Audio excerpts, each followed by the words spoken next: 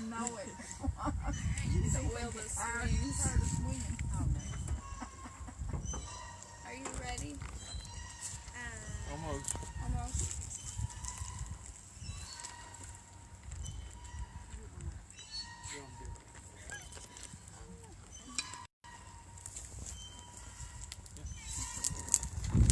Hello.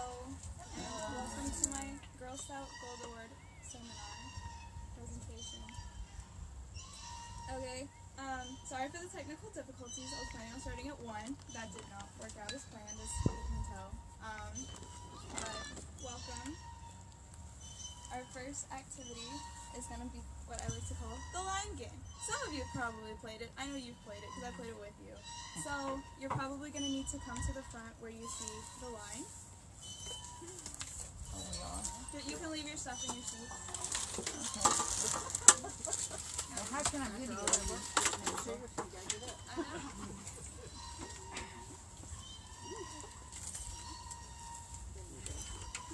I'm the line or either side? Alright, yeah, either side. You can stand on either side. Oh, okay. Alright, and you don't need to be standing on the line just yet. Alright, I'm going to be asking you a series of questions. Some of them, it's just an icebreaker.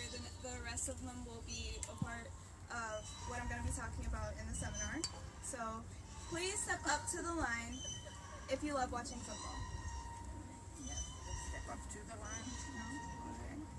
Alright, y'all can step back. Please step up to the line if your favorite hobby is reading. Step reading. Alright. Step up to the line if you love Chick-fil-A.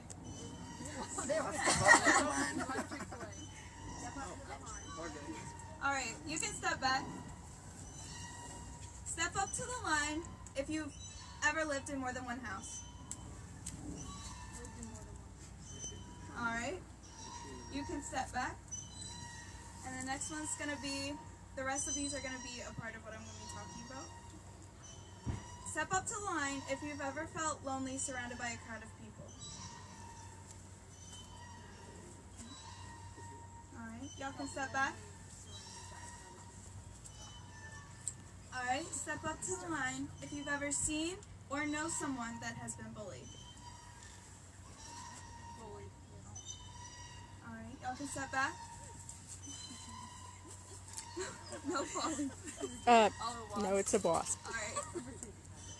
Step up to the line if you've ever been bullied yourself. Y'all can step back. Oh, you're saying I bullied? Step up to the line if you've ever been a bully yourself. Alright. Y'all can step back. Step up to the line if you were depressed at any point from the ages of 11 to 18. Is there anybody who wasn't? Apparently. Okay, y'all can step back. Step up to the line if you've ever in your life contemplated suicide. Alright, y'all can take your seats.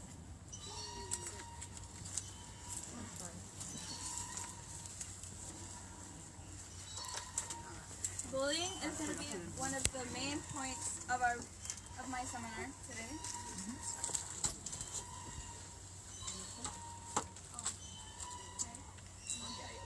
Oh. Okay. Okay. Sadly, 1 out of 5 students every year report being bullied, but unfortunately, most don't report. So that's 20% of every student, or of every group of students every year.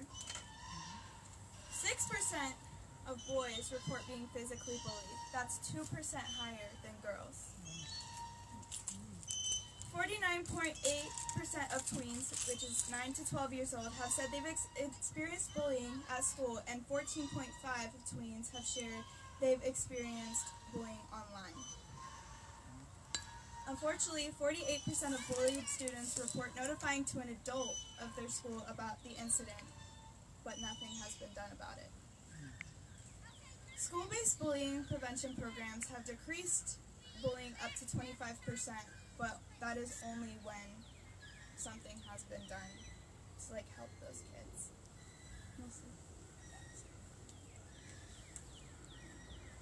The effects of bullying. Students who experience bullying are at increased risk for depression, anxiety, sleep difficulties, lower academic achievement, and dropping out of school. If you've been to school, you've probably seen a whole bunch of kids fall asleep in class. You never know if that could be due to not being able to sleep at night because of homework, or not being able to sleep at night because of paranoia of going to school the next day. Students who are both targets of bullying and engage in bullying behavior are at greater risk for both mental health and behavior problems than students who only bully or are only bullied. A lot of bullies have actually been bullied themselves, which results in the pent-up pain and anger that they inflict on other people. Youth who self-blame and conclude they deserve to be bullied are more likely to face negative outcomes such as depression, prolonged victimization, and maladjustment. So basically, whenever most people blame themselves for being bullied because they believe that they did something to deserve it, that maybe they could change something about their appearance, and that's actually one of the most common reasons why students do not go to an adult, is because they believe that they deserve it and don't want the bully to get in trouble. Tweens who were cyberbullied shared that they negatively impacted their feelings about themselves. That is 69.1% of tweens.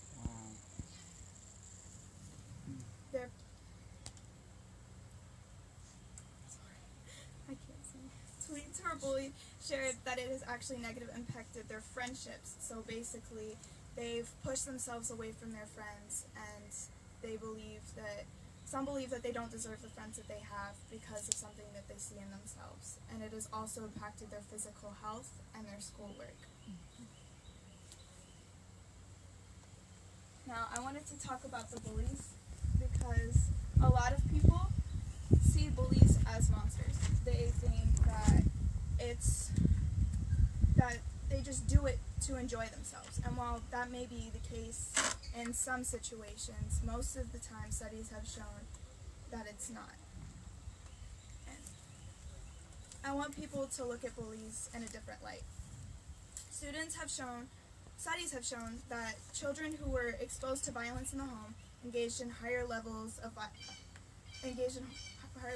violence at school.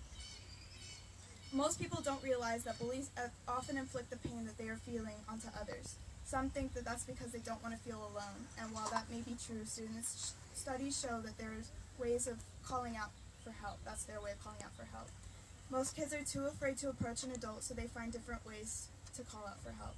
Unfortunately, most adults don't look deep enough into the situation, and the bully often gets in trouble, which makes the pain even greater.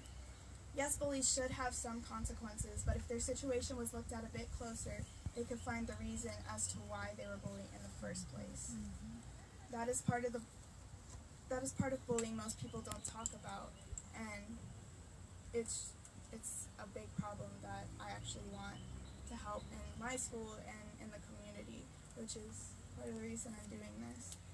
If the bullies were to get the help that they need, I believe that the bullying rates would go down exponentially. If they feel it, I believe that if they feel that they are not alone, and that if someone were to help them, that they will be able to take their pain out in different ways instead of on other people or on themselves. Mental health is the second portion. Bullying can affect mental health, physical and emotional health as well during school years and into adulthood. It can lead to physical injuries, social or emotional problems, and in some cases, even death. Bullied children and teens are more likely to experience depression, anxiety, and sometimes long-term damage to their self-esteem. Victims often feel lonely. Some victims may fight back with extreme sudden violence, and reports say that in 12 out of 15 school shootings, the shooters have been bullied. Bullies are at higher risk for antisocial, sometimes violent behaviors like getting into fights and destroying property. They often have problems to school up into and including dropping out. They're more likely to abuse substances and alcohol. This can continue into adulthood when they are more likely to abuse their partners and spouses or their children, or to engage in criminal behavior. Bully victims, those who bully and are bullied, suffer the most serious effects. They are at greater risk for mental and behavioral problems that those who are victims or bullies do not suffer through. Rates of depression, anxiety, and suicide and behaviors are greater in this group. There is no direct correlation between bullying and suicide, which is usually not due to a single source of trauma, but bullying can contribute to the intense feeling of helplessness and hopelessness involved in suicidal behavior. Victims or perpetrators who experience continued frequently bullying are at greater risk for suicide behavior. Bully victims have the highest risk for suicide behavior. I believe that that's the reason for that is because while bullies and victims, like two separate things, they do feel alone, but the people who are bully victims feel the most alone because they don't think that anybody is going through the same thing they are. Like they are currently being bullied, but they bully other people, and they can't fit in with the victims because they are bullied themselves. They can't fit in with the bullies because they are bullied. So they feel the most alone, which actually contributes to suicidal behavior, and as one of the studies show is one of the most popular reasons for suicide in ages 11 through 18. Addressing bullying. Because of the potential mental health effects on everyone involved, it's important to heed the warning signs of bullying. Children who are bullied may come home with unexplained injuries, lost books, or damaged possessions. They may have trouble sleeping and lose interest in favorite activities. If they're afraid to enter the cafeteria at lunchtime, they may come home hungry, and you really need to look at that sign. They may pretend illness to avoid school, affecting their academic performances. I know we have all had that one day where we do not want to go to school. So we tell mom, oh, we're sick, oh, I don't want to go to school, or I threw up last night or something. But in some cases, that may be true for somebody. I've known some people to go as far as causing themselves to throw up, so they didn't have to go to school the next morning, and in fear of what those bullies will do or other students will do. Victims may try to cope by harming themselves or running away. Bullies, on the other hand, may become more aggressive. Their friends may include other bullies. Bullying behavior may be a mechanism to cope with stress or abuse in their lives. They may play the blame game, resisting responsibilities for their actions. That is often because they try to avoid getting in trouble. They're trying to call out for help. They're trying to say, I'm a victim myself, please hear me. Bullying behavior may be a mechanism to cope with stress or abuse in their lives. They may, unexplained extra money or possessions are also warning signs. If your kid comes home, you give them lunch money or something, the kid comes home hungry, and you're just like, well, what happened to the money I gave you? That may be a sign saying, hey, look into the real reason why my kid lost their lunch money. Because bullying is traumatic for everyone concerned, it's important to address it as early as possible. Parents and teachers can work to ensure safety and prevent future bullying. Stress management and relaxation techniques can also help. A lot of kids I have found bully because they're stressed. They judge others because they see insecurities in themselves, and they want other people to see that. They want other people to see the same pain in themselves. And usually that actually most happens around test time, finals time, when kids are most stressed about having schoolwork.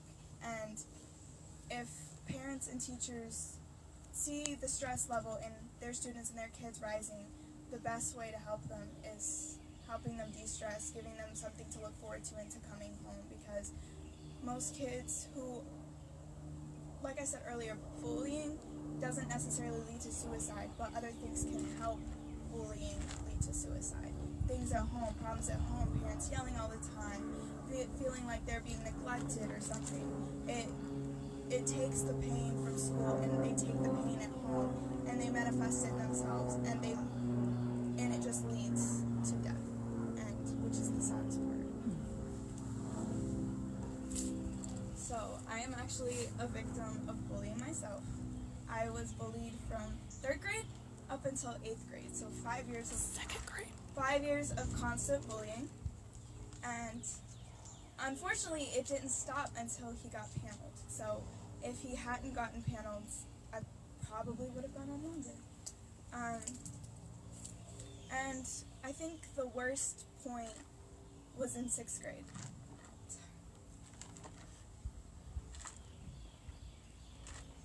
My mental health was very bad. You got this, baby. Yeah, you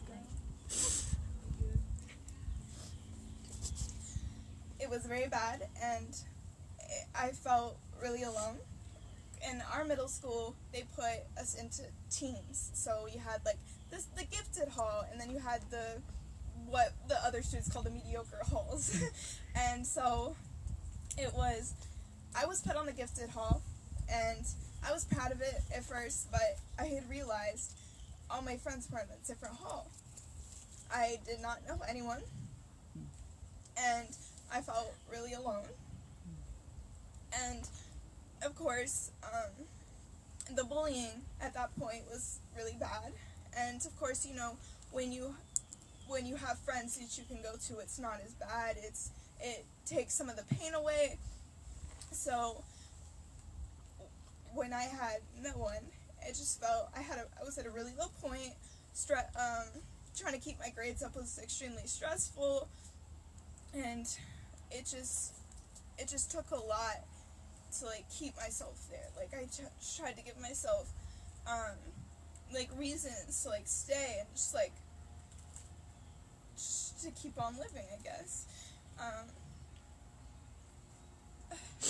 I'd always prayed that like the bully would just disappear. Like he was just a figment of my imagination. Maybe it was just my mind telling me all these things, but every year he just kept coming back, and unfortunately it just kept escalating every year.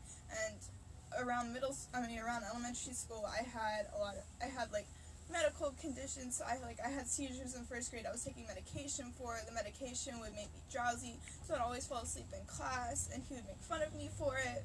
He was, of course, back then I was like a super like happy and perky person, and so like nothing ever fazed me. But as soon as he turned my class against me in 3rd grade.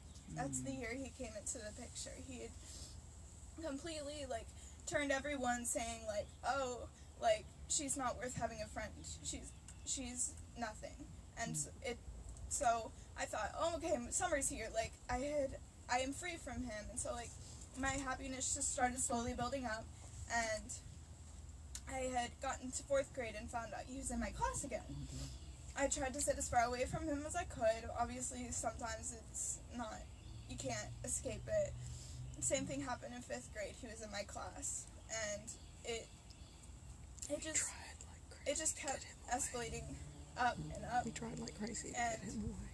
6th grade, it was just my lowest point. Like I felt like so alone, and so my mental health it just kept deteriorating. And this is what people don't see. It's like I actually found out he was having issues at home, and I didn't know that. I just kept blaming him for everything. I was just like, well, it's all your fault. I feel like this way. And I told him that, and I didn't find out from him himself, but I did find out he was having trouble at home, and I immediately forgave him. I couldn't hold it in my heart to just keep blaming him because he was having issues himself. I'm like, if everybody has issues, some take it out on others, and that's what I realized. I'm like, I can't not forgive him for this because it's not his fault. So after that point, after 8th grade, I had forgiven him. I moved on. I see him in the hallways sometimes. I don't know if he recognized me, but I definitely recognize him. It's not a face. I don't think that you can't forget. I don't think you can ever forget a bully because they just make such a big impact on your life that you just never forget.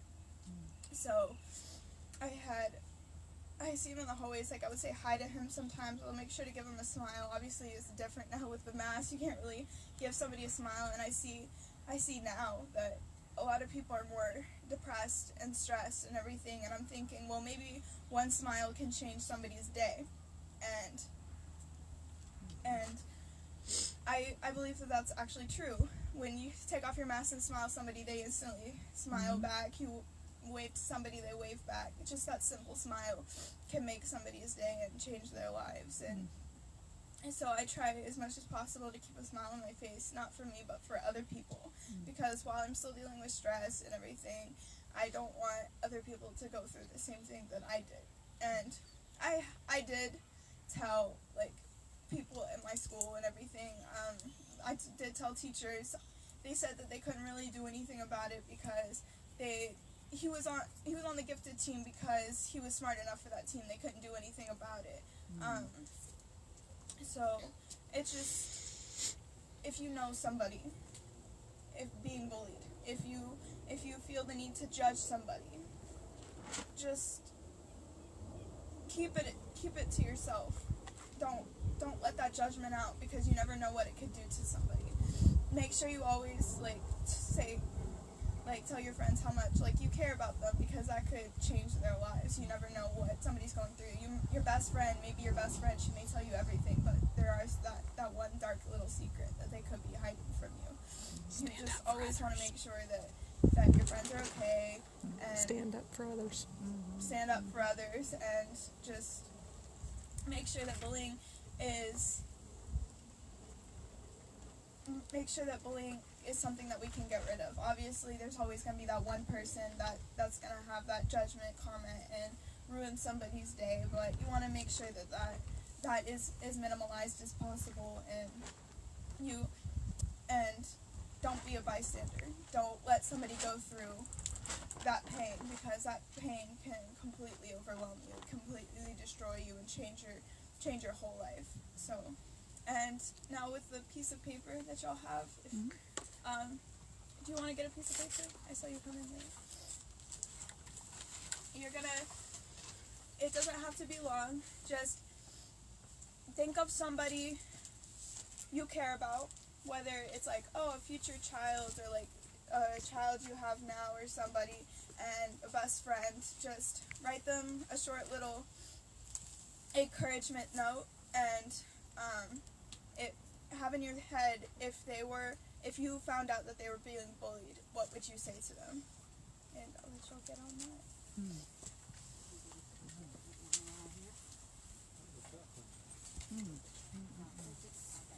Yeah, they're in the little slits. I made sure they were in the little slits of the... Oh, okay. Slid out.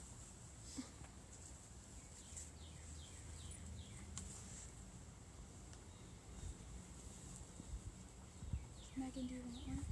Yeah, go get one. Okay. Miss Kathy, do you want one? Do you want one? I kind of can't. Oh, yeah. Do you want one? Writing a note to those that might be bullied to encourage them. What would you say to them? If they're the bully, what would you say to them?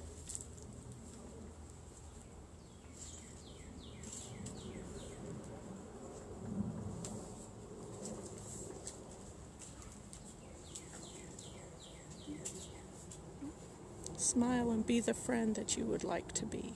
What are you saying? What? Huh? Sorry. I'm just saying. That you would like to have.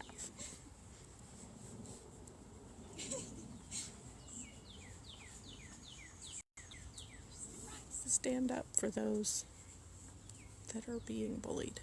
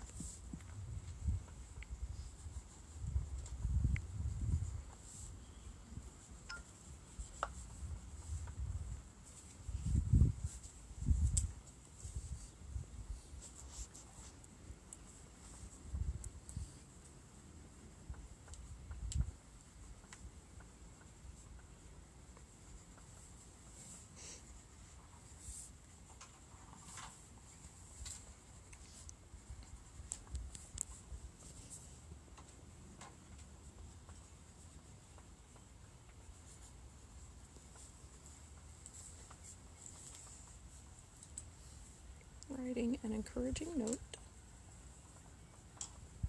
Say hi to Dad.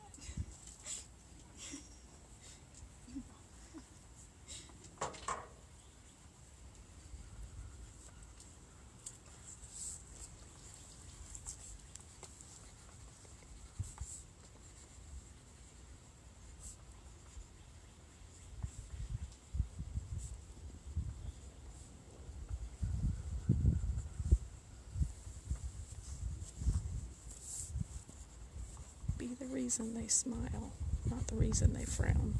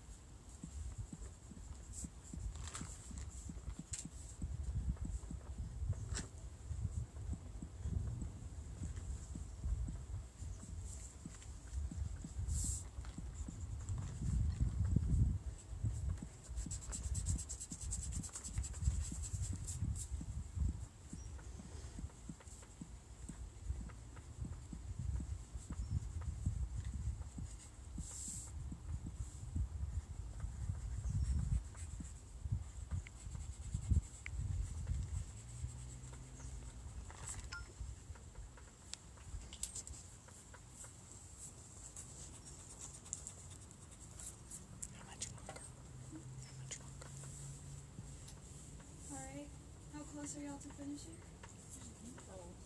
Almost. Alrighty, what's right there? That's alright. Yes, it is. The more encouragement you give, the happier you make someone.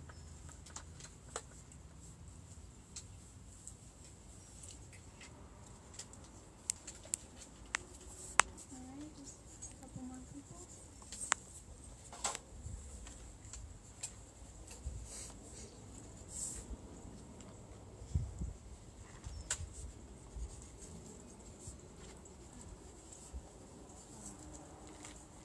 A lot of encouragement going on. Scanning the audience. Scanning the audience. Showing all the encouragement going on. Of course, she's writing cursive. Fancy.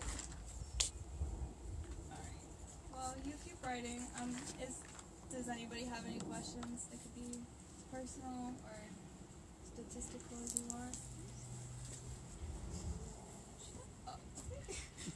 Shh, don't talk like that. You're on camera. Okay. No way?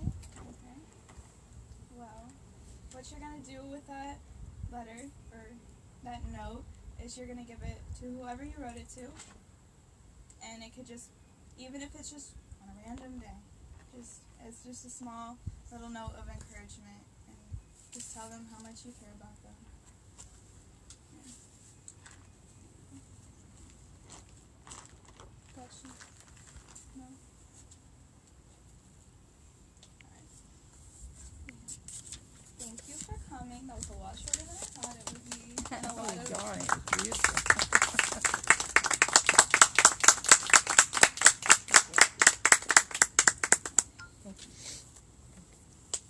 And y'all have little goodie bags. It has little like smile fruit snacks and goldfish to snack that smiles back. And it has little notes on the front. So please enjoy.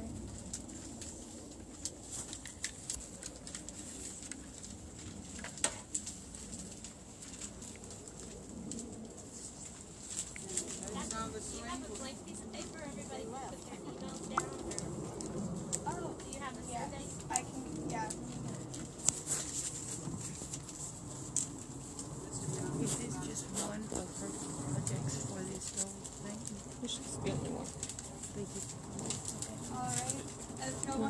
down your emails, so that way I can send the video to y'all if y'all want. Oh, let's look back on it.